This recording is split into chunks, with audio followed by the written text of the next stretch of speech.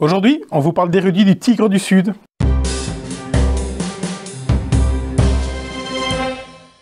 Hello! Hello! Bienvenue dans ce bûcher au laurier, c'est Cédric. Et Laurent. Et on va vous parler d'érudits du Tigre du Sud. Deuxième, parce que les micros nous ont planté sa mère.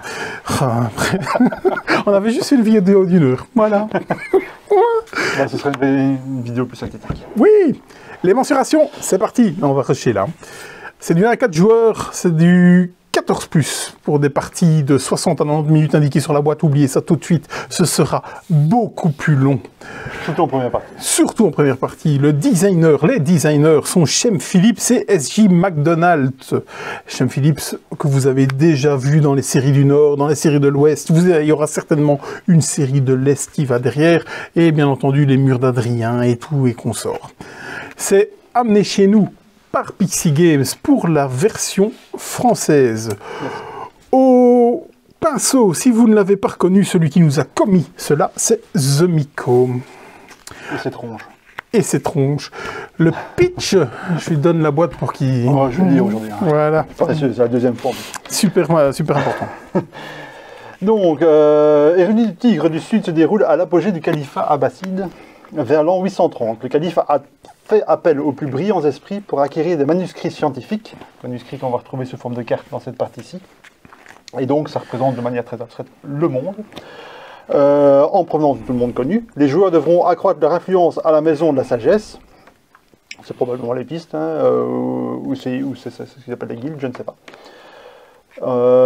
Et engager des linguistes qualifiés, donc les linguistes qu'on trouve ici, quand on les engage, ils se retrouvent là-bas en bas, pour traduire des manuscrits étrangers en arabe. Donc ces manuscrits, on les récupère dans le monde, on les amène dans les différentes guildes ici, et ensuite on utilise les traducteurs qu'on a engagés, ou que les autres joueurs ont engagés d'ailleurs, pour traduire ces parchemins de la langue d'origine vers l'arabe, qui étant la langue finale. Voilà, dans cet âge d'or de la sagesse et de la connaissance, veillez à ne pas en négliger une en poursuivant l'autre. Le survol des règles. 4 actions possibles. Vous allez donc, bien entendu, vous avez tous un setup de cartes qui est tous le même. Vous avez tous le même setup de cartes. Vous avez des cartes avec des positions libres pour mettre des dés dessus. 2 maximum, on peut jouer 1 ou 2. 1 ou 2.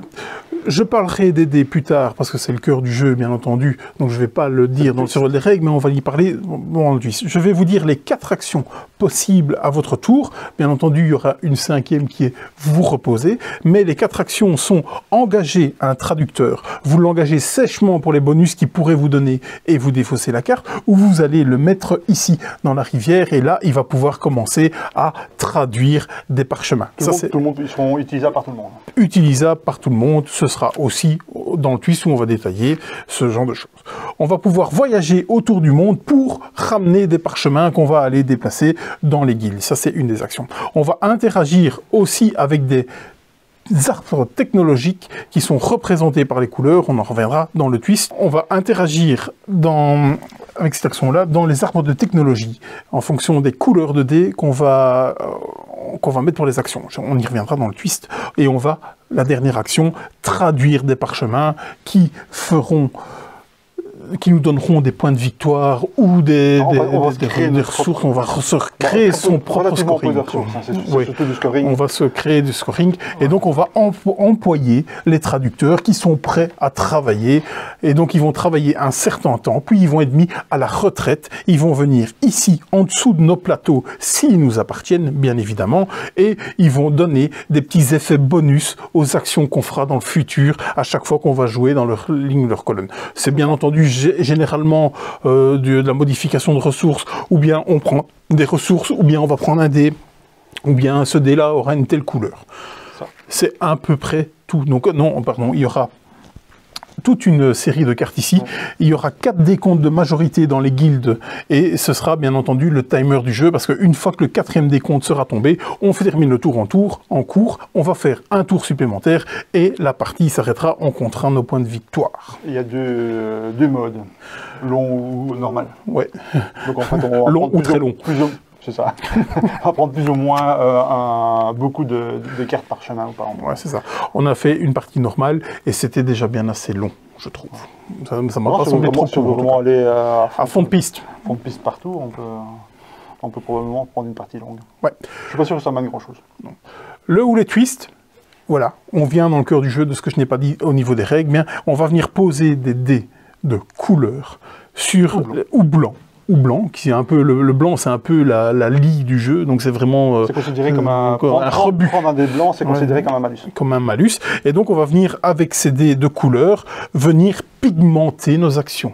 C'est-à-dire que si on veut interagir dans les arbres de technologie bleus, eh bien on va faire en sorte d'avoir un dé bleu ou bien de le moduler avec des petits meeples de couleurs pour au final devenir bleu. Donc on va travailler sur des couleurs primaires qui sont le bleu, le rouge et le jaune, et on va avoir des couleurs secondaires qui seront l'orange, le mauve et le vert. Qui résulte d'un mélange des couleurs primaires. D'un mélange de couleurs. Et donc, comment est-ce qu'on fait de l'orange? Eh bien, on va savoir, ou bien vous avez un dé jaune et un dé rouge, ou bien vous avez deux dés blancs, mais alors à ce moment-là, vous allez devoir mettre des petits meeples jaunes et rouge pour au final faire cette mix de couleurs primaires pour arriver à une couleur secondaire qui est de l'orange. Donc vous pouvez très bien prendre un dé rouge avec un dé blanc, mais alors à ce moment-là, vous devriez lui assigner un meeple jaune pour qu'il devienne jaune, pour qu'il prenne le pigment jaune et au final arriver à une couleur de votre choix et interagir dans la piste ou sur la guilde qui vous faudra cette couleur-là. Donc en gros, on peut toujours arriver à, si évidemment on a les ouvriers,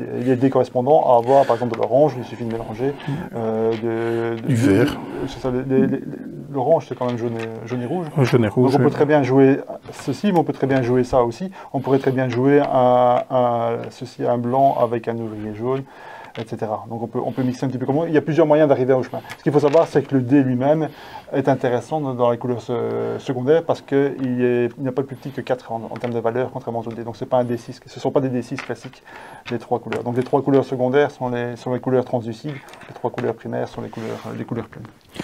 Voilà, donc un des twists, le twist principal, parce qu'il y a quelques-uns des twists, mais le twist principal, c'est vraiment de jouer avec ces couleurs de dés. On peut être créatif, hein.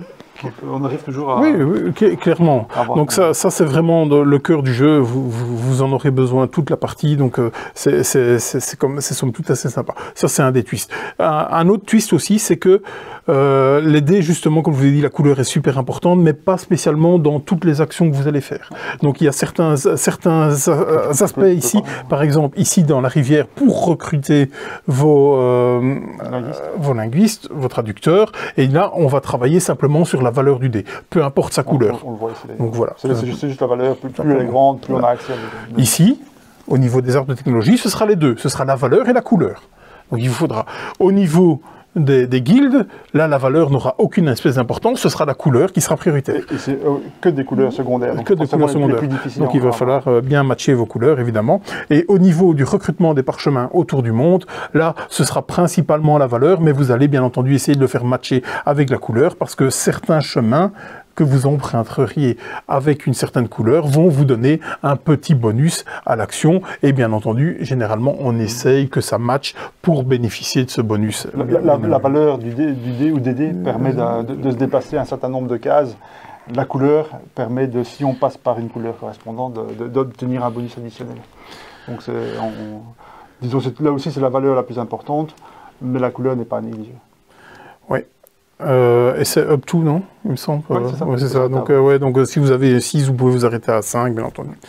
Un autre twist tout à fait particulier et assez savoureux aussi, c'est qu'on peut bénéficier des traducteurs des autres, des parchemins des autres. Donc, c'est-à-dire que vous ne devez pas tout faire tout seul. Vous allez en bénéficier. Vous dites, OK, je prends ton parchemin. Donc, pour cela, vous allez devoir payer une pièce à votre adversaire. Je prends ton traducteur. Vous allez donner une pièce à votre adversaire. Mais surtout, vous allez rémunérer son traducteur, ce qui va le faire avancer un peu plus vite à la retraite, et donc votre adversaire pourrait bénéficier au plus vite de récupérer la carte et de bénéficier de son pouvoir permanent qu'il aura jusqu'à la fin de la partie. Donc ce n'est pas bloquant du tout. Vous allez bien entendu essayer d'éviter de le faire, mais si on l'a fait plusieurs fois durant nos parties. Et en effet, c'est un jeu de timing. Il y a une urgence vraiment qui se dégage du jeu dans toutes les actions qu'on fait chaque fois que c'est notre tour, puisque tout est partagé. Imaginons, on a ici une carte, un parchemin qu'on veut traduire absolument le plus rapidement possible, sinon quelqu'un d'autre pourrait le prendre. Et le scoring qu'il développe, c'est exactement ce qu'on veut faire ou ce qu'on a fait par un petit petit peu par chance auparavant. Donc on veut absolument cette carte-là. Bah, tant pis, on va payer de l'or aux traducteurs des autres joueurs de manière à s'assurer. Donc il y a une notion de priorité dans ce qu'on veut faire, évidemment. Évidemment, on va essayer d'éviter, mais il y a des choses qui sont plus prioritaires que d'éviter de donner de l'or Bien sûr. en traducteur. Aussi, petit twist aussi, mais ça fait partie du cœur du jeu aussi, c'est que les traducteurs, donc il faut au final parvenir à traduire les parchemins en arabe. Et donc chaque traducteur, comme dans la vie normale, travaille sur certaines langues. Et donc il y a des traducteurs qui ne vont pas vers l'arabe. Donc vous allez peut-être devoir, pour certaines cartes, employer 2 ou 3 traducteurs en fonction du parchemin que vous allez prendre. S'il est fort éloigné, donc vous allez partir du chinois, en passant par le grec, en passant par le persan, pour arriver à l'arabe. Et donc vous risquez d'employer certains traducteurs. Et donc tout travail mérite salaire. Tous les traducteurs employés vont recevoir de l'or. Je pense qu'au niveau des... C'est pour ça aussi d'ailleurs, quand on est plus éloigné en termes de langue de l'arabe, dans ce chemin pour arriver justement à l'arabe, bien souvent ces traducteurs-là vont peut-être moins être privilégiés quand on les engage, parce qu'on sait qu'on les utilisera moins, donc ils partiront moins facilement à la retraite. Mais en même temps, quand ils partent à la retraite, bien souvent, le pouvoir est plus fort. Le pouvoir est plus intéressant, donc c'est assez bien fait aussi. Tu vois d'autres twists? Non, c'est surtout ça. Le reste après, c'est voilà, c'est déjà beaucoup plus vu. C'est vrai que ça ici, c'est assez unique. Hein. Ouais. En tout cas, poussé à ce point-là, c'est assez unique. Donc le twist, il est vraiment là pour moi. Le reste après, c'est des choses qui distinguent aussi un petit peu plus de la masse, mais c'est pas du jamais vu, quoi. Au niveau de la rejouabilité,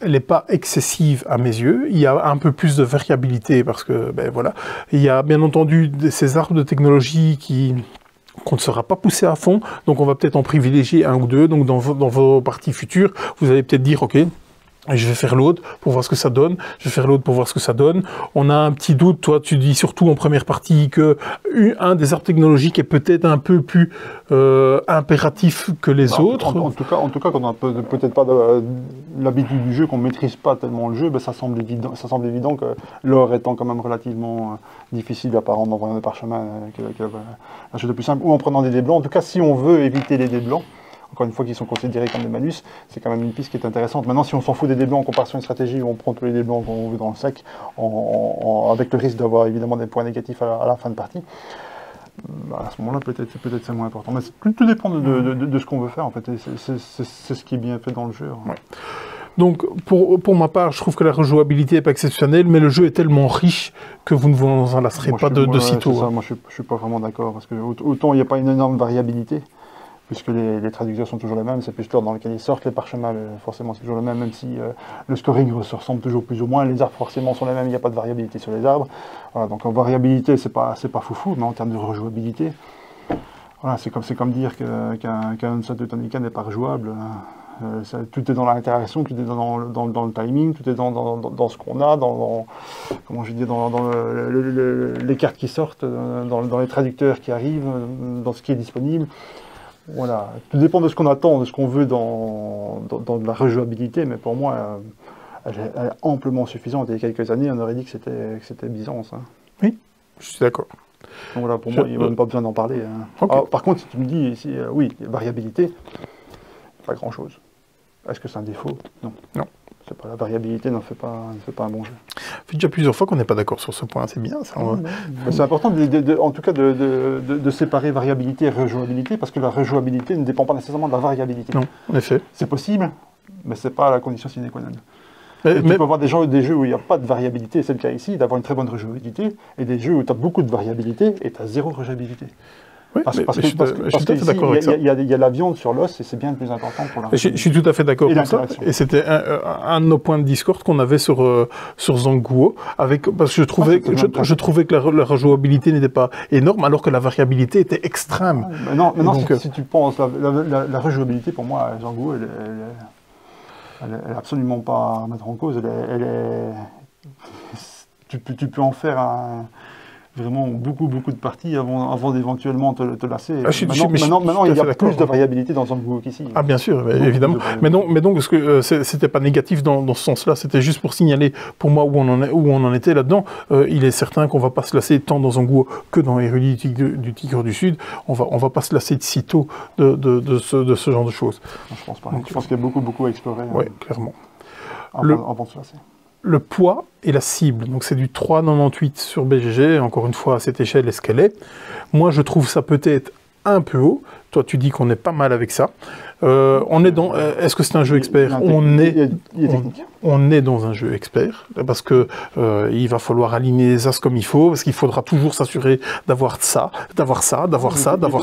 pour pouvoir y arriver. Chaque décision est multidimensionnelle en fait. Et il faut chaque fois privilégier. Il y a comme je disais, cette urgence du fait que tout est accessible, tout est commun, rien n'appartient à qui que ce soit, à part les ressources évidemment. Il y a cette urgence permanente d'arriver à avoir, cette carte-ci est sortie, je la veux absolument, il faut que je fasse en sorte de l'avoir. Et donc il y a ce côté plusieurs dimensions, temporisation, mais en même temps course à avoir ce qu'on veut. On est clairement dans l'expert. Même si, encore une fois, il n'y a que 4 actions. Ça aussi, évidemment, il faut l'assimiler. Une fois que c'est assimilé, c'est très simple, mais il faut quand même l'assimiler. Plusieurs fois, pendant plusieurs tours, on se dit, j'avais ça, j'aurais pu le faire, en fait. Alors que pendant mon tour, je m'étais dit, non, là, je peux pas le faire parce que j'ai pas ce qu'il faut. Mais si j'ai ce qu'il faut, c'est juste que c'est indirect. Mais une fois que c'est assimilé, c'est relativement facile à prendre en main. Mais oui, non, on est dans l'expert. La note, encore une fois, moi, les notes BGG, ça veut absolument rien dire. Mais ça ne me choque pas. Ça ne me choque pas en termes de poids. Quand on voit ce qu'on met dans ces eaux-là, sur BGG, ça me semble assez raccord. Le matériel. Pas grand chose à dire là-dessus, c'est des cartes, c'est des dés, c'est des meeples. En fait, si vous êtes familiarisé des jeux de Chem Phillips, c'est quelque chose que vous avez déjà vu et revu. Une iconographie totalement intuitive à partir du moment où vous avez l'habitude de ces jeux-là. Sinon, faudra un peu vous y faire. Je trouve qu'elle est quand même, somme toute, assez bien faite, même si je devais arriver pour une des premières parties. C'est somme toute assez bien fait. Il y a bien entendu certaines icônes qu'on saurait peut-être pas quoi dire si on ne nous les expliquait pas. Donc voilà, ceux qui ont l'habitude seront en terrain connu et seront déjà nettement familiarisés avec tout ce qu'on vous demande. Juste ce fameux pouce en bas que moi je n'avais pas compris, qui en fait, si vous n'avez pas la majorité dans les guildes, vous allez prendre le bonus de consolation de cela. Donc voilà, une fois que c'est expliqué, c'est clair. Est-ce que c'est la meilleure chose à mettre un pouce vers le bas? Probablement pas, mais enfin une fois que je trouve pas spécialement thématique en fait avec oui, c'est ça. Donc, moi je veux dire, au niveau matos, ce qui fait la différence depuis les Wayfarers, c'est la taille des boîtes standard et l'insert qu'il y a dedans. Le reste, après, on est dans du terrain connu. Oui, rien de flagrant et d'exceptionnel. On est sur un jeu à 45 €. Je suis content, c'est qu'il n'y ait pas les provisions. Parce que même dans Wayfarers, oui, c'est ça. C'est toujours en carton dégueulasse. Donc on est sur un jeu à 45 €. Malgré tout, ça reste pas cher pour le matériel proposé, parce qu'il y a plus cher en VO. Parce que oui, bien plus cher en VO. Waouh, la VO, elle picote. Et donc pourquoi? Parce qu'il y a une tonne de dés dedans, il y a pas mal de cartes et tout ça. Donc je trouve que quoi? Il y a pas mal de jeux aussi, c'est ça le plus important. Oui. Il y a pas mal de jeux dedans. Oui, c'est ça. Donc au niveau du matériel, rien à signaler de flagrant et de négatif, je pense, clairement. On peut toujours dire c'est toujours mieux et tout ça. Maintenant, moi, je me satisfais parfaitement d'une boîte à ce tarif-là pour le matériel proposé. Il n'y a rien de mal fait. Je dis, moi, ce que j'aime pas dans les autres, c'est... Je rachète des pièces en général, les pièces en métal, parce que c'est des pièces en carton. Mais dans les autres, même dans Wayfarers, donc je retiens jamais le nom. Voyageurs. Il y a les petites provisions, comme il y a plus pillard en carton. Celle-là, ça fait cheap. J'ai racheté en bois, parce que c'est juste... Voilà. Mais c'est ce truc, parce que même pour l'appréhension, en fait, c'est pas agréable. Non. Voilà. Sinon, l'édition, elle est à la hauteur. Et enfin, comme je dis, Une boîte normale. Une boîte taille standard, c'est quand même plus facile pour ranger les trucs correctement. Ouais, autant c'était salué sur les petites boîtes, mais au final, ça dégueulait de matériel et tout. Et donc là, on est pas mal avec un insert, déjà un intérieur pour tout ranger. C'est plutôt, c'est de très belles factures. On va tout de suite passer à nos avis. Tu veux commencer ou... Vas-y. Donc j'ai été très très emballé par ce jeu, qui est certainement le plus costaud à ce jour de... Tu es client à la base aussi. Hein. Oui, moi je suis très client de Sean Phillips. Donc dans la série bleue, la série bleue pour moi, Pillard sort du lot. C'est avec ceux-là qu'on a commencé. Tous les autres qui sortent. Les deux autres bleus, donc Explorateur et Charpentier, sortent aussi du lot, mais pour une bonne chose, pour allumer votre barbecue, en fait. Une porte, c'est bien aussi. Ouais. Alors on n'est absolument pas d'accord pour la série de l'Ouest, qui lui n'aime pas du tout. Moi j'aime beaucoup la série de l'Ouest, et justement mon opus que j'aime le moins, c'est Architecte. Et toi, c'est celui que tu aimes le plus parce que c'est celui qui est le plus raccord avec ce qu'il veut faire. Voilà, c'est ça. Donc moi, j'aime beaucoup Paladin, j'aime beaucoup Vicomte. J'ai moins aimé Voyageur parce que j'ai eu une partie totalement atypique sur un jeu fragile avec des rivières qui ne bougeaient pas assez. Toi, tu as eu une belle partie et je pense que c'est tant mieux. J'en ai fait deux, c'était pas mal. J'étais très hypé par Voyageur. J'étais super hypé par Voyageur, d'où ma déception sur Voyageur. En tout cas, Érudit, ici, j'ai vraiment beaucoup aimé. Il y a très peu d'interactions visibles, très peu visibles. Il y a une ou deux icônes de Tec-Tac que je comprends pas ce que ça fout dans le jeu. Vraiment, celle-là, c'est retirer de l'or sur un des traducteurs, c'est-à-dire que les traduceurs, ils vont devoir traduire X parchemins, 1, 2 ou 3, donc vont recevoir de l'or dessus, et une fois qu'ils auront atteint leur quota, eh bien, ils partiront à la retraite et vont venir bonusser certaines de vos actions. Et donc, et voilà, il y a 2-3 actions de Tec-Tac que je ne comprends pas, que je n'aurais même pas mis dans ce jeu-là. Je vois pas l'intérêt. Maintenant, je pense parce qu'il y a des joueurs que ça va déranger, clairement. Oui, et j'en connais. Par contre, on a deux options, en fait, avec ces icônes, qui se retrouvent d'ailleurs qu'ici, quand on passe ici, on s'arrête sur cette position-là, sur cette piste-ci, et ici, sur cette piste-ci, tout en haut. Donc, c'est pas non plus quelque chose qu'on va faire 50 000 fois, mais bon, c'est là. C'est qu'il y a deux options, c'est soit on va reprendre de l'or donc ralentir la mise à la retraite évidemment on va pas le reprendre chez soi en général, on va le prendre chez quelqu'un d'autre, hein. Évidemment. Ça permet de récupérer de l'or, mais on a aussi l'option d'aller ajouter de l'or sur une carte, à ce moment-là ce sera plutôt une carte à nous, de manière à ce qu'il passe plus rapidement. Donc je pense qu'avec un certain type de joueur, peut-être que je proposerais comme variante de ne pas privilégier la première solution, mais plutôt la deuxième, c'est-à-dire que quand on fait cette action-là, on va plutôt aller positionner, rajouter de l'or sur une carte, voilà. Si vraiment, moi ça me dérange pas spécialement, même si pendant la partie qu'on a fait, on a chouiné un peu, on me l'a fait 2 fois, et c'est vrai que ça chouine, hein. Voilà, c'est ça, c'était pas agréable, surtout que je prévoyais quelque chose avec le bonus, mais voilà, ça fait partie du jeu. Voilà. Pourquoi est-ce que ça c'est légitime d'être là? Est-ce que c'est nécessaire d'avoir été mis là comme ça? Pas certain. Non. J'aurais préféré qu'ils mettent rajouter de l'or sur un... Oui, clairement. Donc, comme je disais, j'aime beaucoup, parce que ça ne semble pas être très interactif, alors que l'interaction est pourtant bien présente, parce que tout n'est qu'une question de tempo dans ce jeu. Vraiment, on regarde très fort les adversaires. Ok, t'as ça, je peux encore temporiser un petit peu. Est-ce que maintenant je me repose pour revenir avec plus de ressources, pour faire les actions avant toi? Et donc, cette notion de flow est hyper importante. Et ça provoque des choix dans le jeu. À chaque fois, j'ai dû dire, est-ce que je me repose maintenant? Ok, je vais faire une action de plus. J'avais pas spécialement envie de la faire, mais comme tu as fait ça, ça me permet des opportunités. J'avais ou au contraire, comme tu dis, j'avais dans l'idée de faire toutes mes actions, mais comme tu as fait ça, je vais plutôt me reposer pour revenir. Ah, voilà. Et donc cette interaction qui est totalement peut-être subtile et indirecte est vraiment super plaisante. Cette notion de tempo est très très importante. Je trouve aussi l'imbrication des actions assez bien faites, parce qu'on pourrait se dire, comme on l'a dit au niveau des règles, rien ne nous appartient quasiment. Donc on peut très bien profiter du travail d'un des traducteurs, d'un de nos adversaires. On va essayer d'éviter. Alors qu'il avait prévu d'utiliser pour lui-même pour ce truc. On va essayer d'éviter. La retraite, il a plus. On va essayer d'éviter, parce que ça lui donne une pièce, ça met de l'or, effectivement, ça pourrait lui retirer. Donc ça pourrait être un peu tec-tac, mais généralement on va essayer d'éviter. On va essayer de travailler travailler pour soi quand même. Les parchemins, que c'est lui qui les a mis, eh bien, on va peut-être essayer de lui souffler, justement. Là aussi, cette notion de tempo est très, très importante au niveau des guildes, parce qu'en plus, la première place où on va venir mettre le parchemin nous donne de l'influence. Ici, dans les guildes, 2 influences à la place de 1. Donc, on va essayer d'éviter de retirer la dernière carte. C'est pas négligeable. Moi, je suis persuadé que j'ai gagné la partie parce que j'ai pris les 3 points sur 3 cartes sur 4. Ouais, c'est ça. Et donc, tout fait sens. Donc, l'or est super important parce que, à l'instar d'Underwater Cities, en phase de production, une fois qu'on produit, ça y est, on a l'impression qu'on est un Américain. On prend des dés blancs. Ouais, on prend des dés blancs. On va faire une action. Où est-ce qu'il est mon or, hein. Voilà. Et donc, et après, directement, le réflexe que vous allez avoir, c'est où est-ce qu'on prend de l'or ici.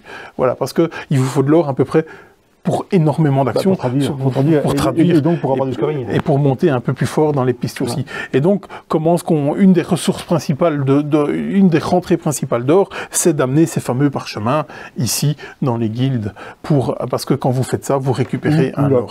Ou la piste.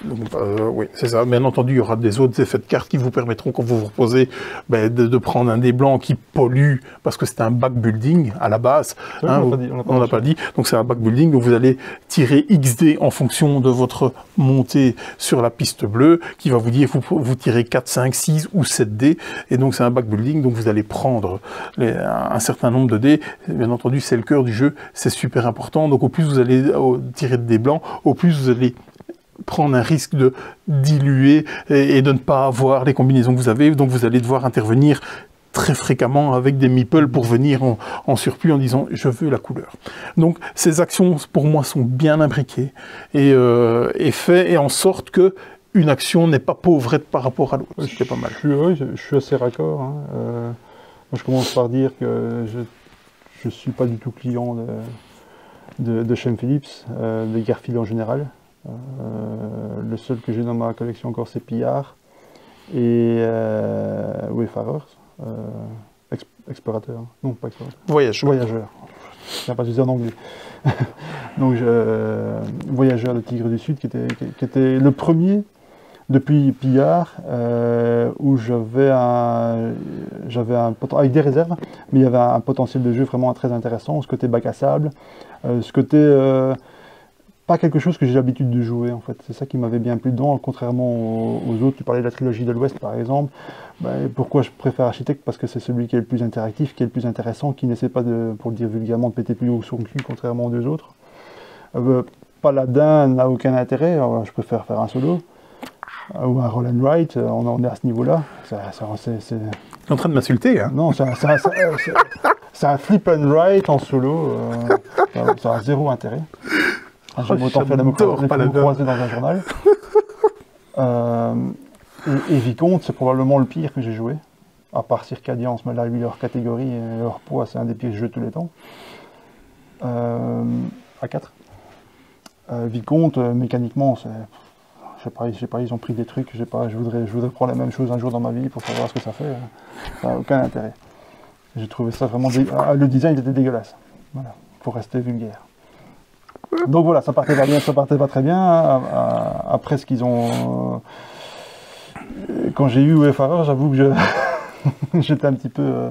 Mais il m'intriguait de par les cartes, je m'étais un petit peu quand même renseigné sur le jeu, un petit peu par hasard d'ailleurs. Et j'avais une bonne surprise, avec beaucoup de fragilité, encore une fois. C'est comme tu disais, c'est des rivières de cartes qui peuvent tomber bien, qui peuvent friser. Et d'autres fois où ça freeze, ça bouge pas, s'il se passe rien. Et donc on peut avoir des parties qui sont très bonnes et des parties qui sont très mauvaises. Le gros problème pour moi de Wayfarers, c'était le scoring, qu'il fallait un petit peu comme ici, d'ailleurs ils l'ont repris. Hein. On a l'impression que c'est un peu le brouillon Wayfarers de ça ici, de système, c'est-à-dire que le scoring, on se le crée soi-même par des actions en fait. Au départ, on score juste les ressources de base, on va scorer en négatif les dés blancs. Tout le monde a la même chose en fait, c'est une carte qu'on a dès le départ, mais si on veut scorer autre chose, en fonction de ce qu'on fait dans la partie, soit ce qu'on vise, on les prend dès le départ et on va viser ça, ça va nous donner des directions dans notre stratégie, ou l'inverse, on fait un petit peu au bonheur de la chance, et puis on espère que par contre les cartes bougent quand même beaucoup plus. À 2, j'ai peut-être un petit peu plus de doute à ce niveau-là, je ne l'ai pas joué à 2. L'intérêt de faire venir les cartes ici, c'est surtout de prendre des influences et de prendre de l'or. Et l'or, comme disait Cédric, on n'en a pas nécessairement beaucoup, donc il y a quand même intérêt à faire venir les cartes ici, mais voilà, on a tellement de choses à faire que c'est pas nécessairement quelque chose qu'on va toujours privilégier, puisqu'il n'y a pas nécessairement une urgence importante à ramener les cartes ici, parce qu'à partir du moment où elles sont ici, elles peuvent être traduites, et donc si c'est une carte qui nous intéresse pour son scoring, quand on la fait venir ici, on la donne en pâture un peu à tout le monde. À soi aussi, évidemment, mais enfin, voilà, il y a une question, comme tu disais, timing. On revient au timing, qui est super important. Non, on revient tout à fait. Alors, donc, tout ça pour dire que c'est de loin, et je vais même dire que c'est presque le premier Garfield pour moi, à part Pia, mais qui est un petit peu à part, qui est vraiment abouti et qui a vraiment eu, on sent, peut-être un coup de chance, hein, je ne sais pas, en tout cas, tout s'aligne pour faire, tout fonctionne en fait. De A à Z, tout fonctionne. Est-ce que c'est ça qui voulait arriver? Je n'en sais rien. Est-ce qu'il y a eu du développement pour arriver à ça, ou est-ce que ça, encore une fois, ils ont fait ça et la pièce est tombée du bon côté? Je n'en sais rien, en tout cas, ça fonctionne. Et c'est le premier jeu que je peux dire qui fonctionne de A à Z, à tout niveau. Interaction, donc il y a de l'interaction, il y a une interaction qui est fine, il y a des décisions multidimensionnelles, ça c'est probablement, c'est d'ailleurs leur plus complexe à ce jour, sans aucun doute. Oui, oui. Pour différentes choses, alors qu'il n'y a que 4 actions, hein. Encore une fois, il y a ces dés qu'il faut assimiler, mais une fois qu'on l'a, c'est plus vraiment une difficulté. Mais il y a vraiment comment je veux dire, une dimension vraiment de réflexion qui est assez importante, et cet état d'urgence qui est là permanent en fait à tout moment, puisque les cartes, encore une fois, que ce soit les traducteurs, que ce soit les parchemins, n'appartiennent pas à quelqu'un. Et donc si on vise quelque chose, il faut y aller, il faut se donner les moyens de le faire. Les pistes aussi sont relativement intéressantes, elles ont tous un intérêt. Celle-ci donne de l'argent, celle-ci donne des meeples, celle-ci donne de l'or. Hein. Probablement c'est la plus évidente au début, même si je pense que un peu la star de Pipeline, où il y a certaines cartes qui sont évidentes à prendre. Au début, on se dit celle-là, c'est indispensable. Le premier joueur, il apprend et il gagne la partie. C'est ce qu'on peut penser au départ. Avec un peu d'expérience, on se rend compte que c'est loin d'être vrai. Ici, prendre des dés additionnels, des dés de couleur additionnels. Et virer des dés blancs. Et virer des dés blancs. Ici, monter sur d'autres pistes. Donc celle-ci, elle est super intéressante, mais au début, on a envie d'avoir d'autres bonus, oui, pas nécessairement celle-là. Donc, et celle-ci, donne plus de dés. Voilà, c'est la plus évidente qui donne plus de dés. Maintenant, ça aussi, ça paraît la plus évidente, mais il y a moyen, avec des effets de cartes, si on a les bonnes cartes, de piocher des dés pendant notre tour, donc de rallonger notre tour. Donc il y a pas mal de bonnes idées. Tout se tient. 4 actions relativement simples. Ça manque toujours d'élégance. Hein. On est loin de certains génies. Voilà, on est au niveau inélégance, hein, j'ai bien avec un i, on est au niveau d'un Lacerda ou ce genre de choses. Bah oui, mais c'est pas pour ça, n'en reste pas plus désagréable, c'est pas parce que le design n'est pas au top qu'on a quelque chose qui fonctionne. Encore une fois, coup de chance, je ne sais pas, nouvelle direction, je ne sais pas ce qu'ils ont fait, ce qu'ils ont mangé, mais en tout cas, on a vraiment un jeu qui tient la route, qui est agréable, qui est tendu, qui est interactif. On surveille tout le monde, hein, à tout le moment. On fait son scoring. Petit exemple, quand je parle de dimension multidirectionnelle, donc on joue les cartes, on va les jouer. Parce que ici, comme on dit, ce sont des pistes de revenus. Hein, donc c'est quand on se repose, on prend des revenus. Mais, et là c'est super bien fait. Dans un jeu traditionnel, en général, ben, on prend tous les revenus qu'on a. Ici, il faut avoir joué la carte qui correspond. Donc ici, si je joue cette carte-ci, et que je mets des dés dessus que j'actionne, ben j'aurai les revenus de cette piste-ci, en fonction de ma hauteur. Mais si je n'ai pas joué de carte de celle-là, de celle-là, de celle-là, voilà, et il y en a 6. Donc vous voyez, alors, au départ, d'ailleurs, on n'a que 5 actions. Il faut d'abord débloquer celle-là. Et si on veut, il faut jouer ces cartes-là. Et si on joue ces cartes-là, ben on ne joue pas, parce qu'il y a certaines qui ne donnent pas nécessairement de revenus, qui ne donnent pas de revenus d'ailleurs, mais qui permettent par exemple ici d'avoir des avantages au début, des ressources additionnelles. Donc, voilà. Donc on va jouer la carte pour son bonus, en pensant déjà à ce qu'on va prendre comme revenu, en sachant aussi qu'il faut les mettre dans un certain ordre. Quelquefois, c'est important d'avoir un revenu avant un autre, parce qu'il faut échanger une ressource contre un autre. Donc là aussi, dans l'ordre. Et en même temps, quand on recouvre des bonus qui sont déjà par défaut. Ici, par exemple, on gagne une pièce. Ouais, si on met un revenu, c'est peut-être intéressant, mais il faut que le revenu soit plus intéressant. Peut-être qu'on veut le revenu et la pièce. Voilà. Et tout ça pour aller faire l'action pour avoir la ressource qui nous permet d'avoir finalement d'avoir ces cartes de scoring qui sont le cœur du jeu. Il faut avoir les bonnes cartes de scoring, parce que c'est pas le tout. Traduire ça, je prends cette carte-là, je la traduis. Oui, elle me rapporte un certain nombre de points, certaines qui rapportent 1 point, d'autres qui rapportent 5. Évidemment, 5 c'est mieux que 1. Mais ce qui est surtout important, c'est ça, parce que si je me casse à payer 3 à 4 or à différents traducteurs pour récupérer ça, c'est pour les points de victoire qui sont dessus, qui sont de base évidemment, mais c'est surtout pour la condition. Si je prends ça, si je prends la 1 parce qu'elle est facilement accessible, j'ai une carte en plus, à la fin ça me rapporte juste 1 point. Si j'ai pas les conditions qui sont. C'est juste 1 point. Voilà, c'est juste 1 point. Donc c'est beaucoup de choses. Ça me coûte quasiment la même chose qu'une autre carte peut-être qui va me rapporter 5 points. Donc il y a du choix. Et tout ça, il faut le manager avec les autres joueurs autour de la table. Et avec cette urgence de cartes qui défilent et qui peuvent mettre fin à la partie ou déclencher des majorités à différents moments. Ouais, et justement, c'est bien foutu. Ouais, et cette notion de tempo, moi j'étais assez haut dans cette piste de revenus de pièces, m'a fait faire un repos avant d'avoir joué cette carte-là qui me donnait mon revenu. Et donc je me suis privé de 4 pièces parce que le tempo me disait il faut que tu te reposes maintenant et tant pis pour les 4 pièces. Donc vraiment, tu dois vraiment faire des choix. Et c'est ce qui est intéressant dans le jeu. 4 actions, mais des choix qui sont très intéressants. Et encore une fois, une partie ne sera pas l'autre parce que les cartes n'ont pas arrivé à... je reviens sur la rejouabilité. Les cartes ne vont pas arriver dans la même... L'interaction ne sera pas la même, les stratégies des joueurs ne seront pas les mêmes. Donc chaque partie sera assez différente. Encore une fois, le design est solide. Il n'est pas élégant, mais il est solide, il fonctionne bien, il est intéressant. Voilà, c'est de loin le meilleur Garfield que j'ai joué. J'aime beaucoup Wayfarer, j'ai entre guillemets une tendresse pour celui-là parce qu'il fait quelque chose d'un petit peu différent, il est plus original que celui-ci. Il est plus bac à sable.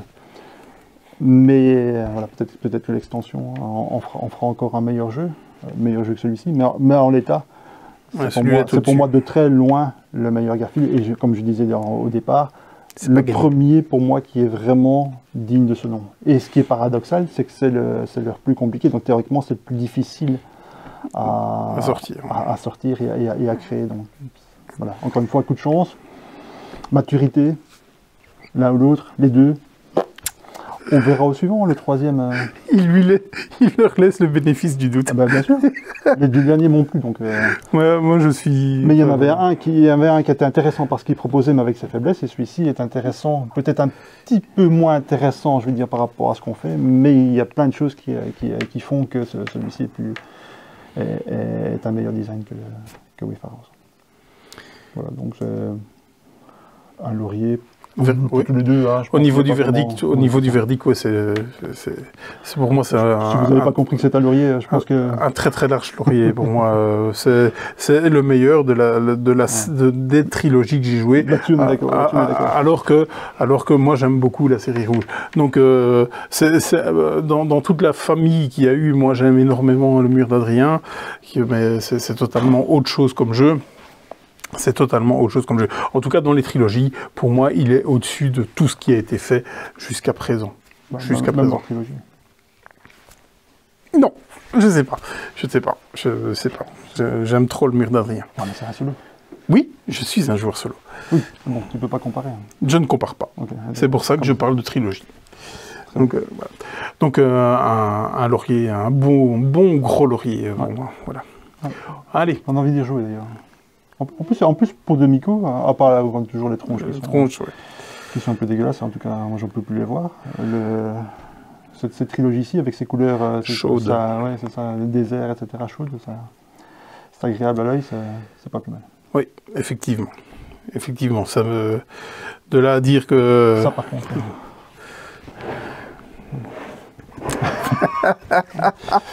C'est Demico. Voilà. Allez, non, je t'ai plus, parce que sinon on va commencer à casser, on va fracasser tout le monde. Allez, à bientôt. Salut. Ciao. Salut.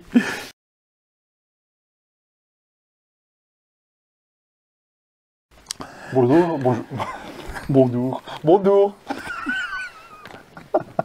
On va refaire 1 heure. Putain. Ça, c'est le problème quand il est 21h. Hein. Mais oui, qu'on n'a pas mangé, qu'on veut rentrer, qu'on a... Allez, fais ton petit soupir et on y va.